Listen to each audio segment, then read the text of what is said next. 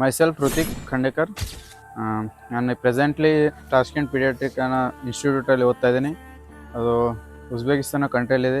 ನಾನು ಇಲ್ಲಿ ಬರೋಕ್ಕಿಂತ ಮುಂಚೆ ತುಂಬ ಹೆದರಿದ್ದೆ, ಇಲ್ಲಿ ಎಜುಕೇಷನ್ ಹೇಗಿದೆ ಅಥವಾ ಇಲ್ಲಿ ಹೆಂಗೆ ಸೆಟ್ ಆಗ್ಬೋದು ಅಂತ.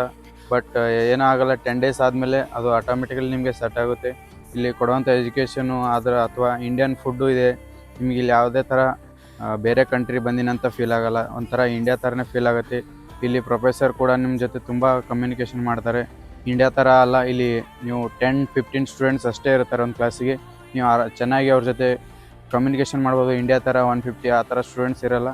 ನಿಮ್ಗೆ ಇದರಿಂದ ತುಂಬ ಹೆಲ್ಪ್ ಆಗುತ್ತೆ. ನೀವು ಚೆನ್ನಾಗಿ MBBS ಅನ್ನೋ ಕೋರ್ಸನ್ನು ತುಂಬ ಚೆನ್ನಾಗಿ ಇಲ್ಲಿ ಪಡಿಬೋದು ಅಂತ ಹೇಳ್ತೇನೆ. ಇಲ್ಲಿ ಯಾರಾದರೂ ಬರೋಕ್ಕೆ ಇಂಟ್ರೆಸ್ಟ್ ಇದ್ದರೆ ಎಜುಮೇಕೆಟ್ಗೆ ಕಾಂಟ್ಯಾಕ್ಟ್ ಮಾಡಿ ಫರ್ದರ್ ಡೀಟೇಲ್ಸ್. Thank you.